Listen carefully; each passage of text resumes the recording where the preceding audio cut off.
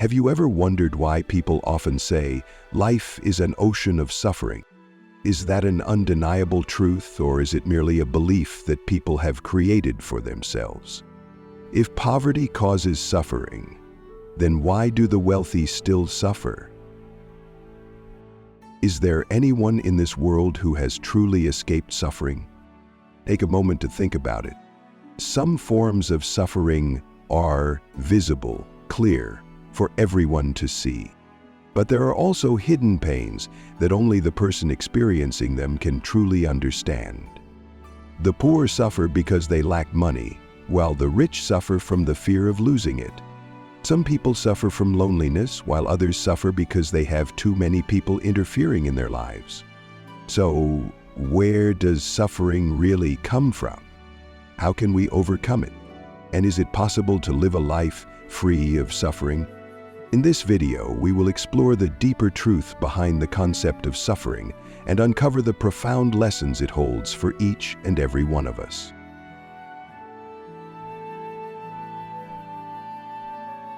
Where does suffering come from?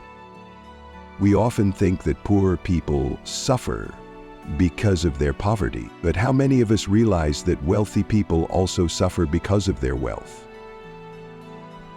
The suffering of the poor and the rich may look different on the surface, but at its core, it is the same. It all comes from insecurity. The poor suffer because they lack basic necessities like food, shelter, and financial security for their families. But the wealthy aren't necessarily happier. They suffer from the fear of losing their wealth, the pressure to maintain their status, and the anxiety caused by envy and judgment from others. In many ways, the suffering of the wealthy is even more complex because it isn't always visible. It creeps into their thoughts, invades their peace of mind, and keeps them awake at night. So if you think about it, suffering doesn't come from the outside world. It doesn't come from wealth or poverty. It comes from within, from our own mind and the way we perceive our reality. A living example. You may have heard the story of a poor old fisherman who sings joyfully every day, while a wealthy businessman living in a grand mansion struggles to sleep at night. Who suffers more? Is it the poor man who works hard but sleeps peacefully? Or the rich man surrounded by luxury but haunted by worry? The truth is, suffering is not about wealth or poverty. Everyone carries their own kind of suffering. But if you can understand that most of your suffering doesn't come from the world outside, but from your own desires and insecurities, you will have discovered the key to overcoming it.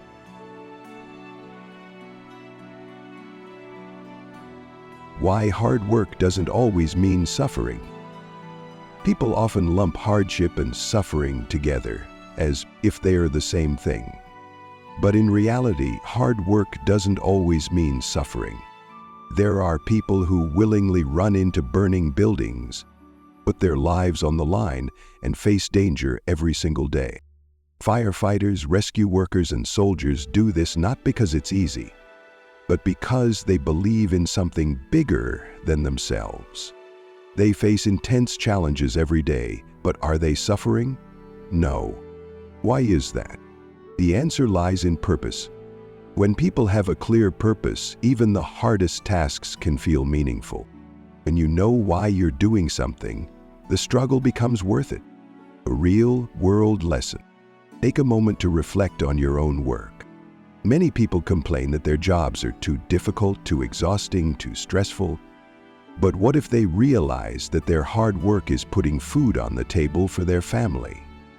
What if they saw that their efforts are giving their children the chance to get a better education? Would they still call it suffering? The key takeaway here is simple. Hard work isn't suffering by itself. What turns hard work into suffering is our attitude towards it. If you see your work as a burden, you will suffer. But if you see it as a meaningful contribution to a larger goal, it simply becomes effort, not suffering. Pain and suffering, two different experiences. People often confuse pain with suffering. but in reality, they are two completely different experiences. Pain is a natural, physical, and emotional response. Suffering, on the other hand, is something that comes from the mind. It's shaped by how we interpret that pain. For example, imagine you accidentally cut your finger.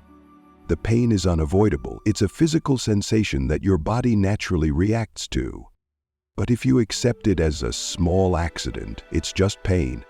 However, if you start blaming yourself, thinking, well, was I so careless? I should have been more careful. That's where suffering begins. The cut only caused the pain, but your self-criticism and mental resistance created the suffering. The same is true for the pain of loss. When a loved one passes away, the emotional pain is undeniable. We feel heartbroken because the bond we shared is suddenly severed. But suffering comes from the thoughts that follow. Why did this have to happen to me? Or, I'll never be able to live without them. This internal resistance to reality is the true source of suffering.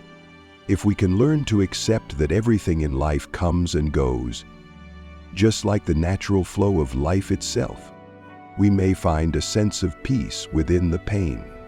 So while pain is something we cannot avoid, suffering is something we can let go of.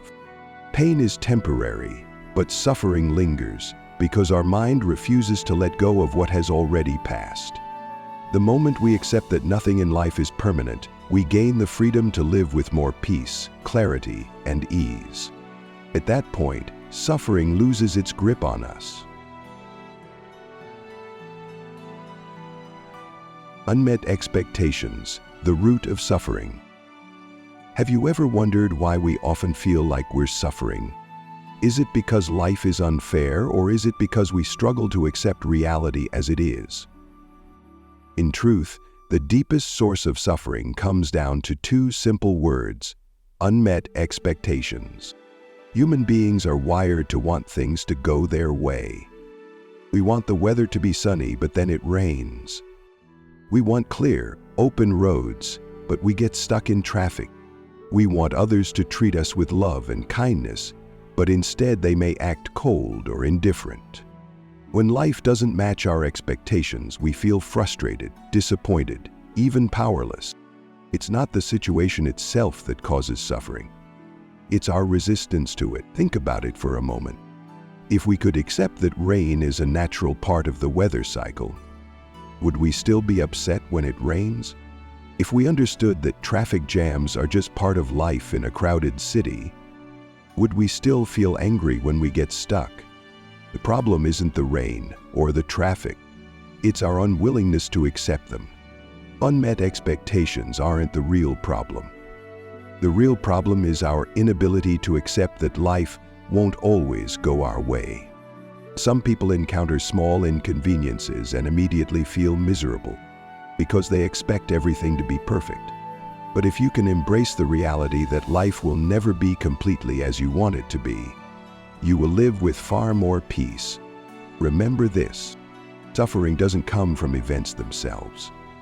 It comes from our expectations of those events. A truly happy person isn't someone who has everything go their way. It's someone who has learned to stay calm even when things don't go as planned. When you stop demanding that the world bend your will, suffering will naturally fade away. The world doesn't need to change, only your mind does.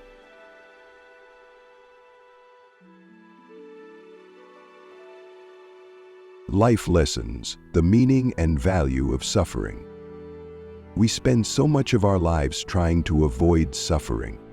But how many of us realize that suffering is not our enemy? In fact, suffering is one of the greatest teachers life has to offer. Without suffering, we would never know how to appreciate happiness. Without falling down, we would never discover how strong we truly are. Suffering doesn't exist to break us, it exists to help us grow. Just as steel must be forged in fire to become stronger, people must endure hardship to build resilience. The pain of loss teaches us to cherish the people and moments we still have. The suffering of failure shows us how to rise again, stronger and wiser. Suffering reveals the limits of our patience, courage, and perseverance, and then challenges us to push beyond those limits. Look at the trees that grow on rocky cliffs. They have no soft soil, no abundance of water, yet their roots dig deep into the cracks of stone, anchoring them more firmly than trees that grow on soft ground. Suffering works the same way. It strengthens our hearts so that when the storms of life come, we remain standing. We may bend, but we do not break. The greatest lesson suffering teaches us is acceptance. Acceptance that nothing lasts forever. Relationships form and dissolve. Fortunes are won and lost. Success and failure come and go. Once we understand this, we stop clinging to what is no longer ours. And when we stop clinging, suffering begins to fade. Less attachment, less pride, less stubbornness, and with that, less suffering. Life is not unfair. Every hardship comes with a hidden lesson. Instead of cursing suffering, try to be grateful for it. It teaches us patience, compassion, and perhaps most importantly, how to love ourselves. And most importantly, always remember, without suffering, how would we ever understand happiness? Suffering is a reality we cannot deny, but it is not the essence of life itself. Life was not created for suffering. Suffering exists to shape us into better, stronger, and wiser people. If we can see suffering as a teacher rather than an enemy, every painful experience becomes an opportunity for self-reflection and growth. And in the end, always remember, without suffering, we would never know what true happiness feels like.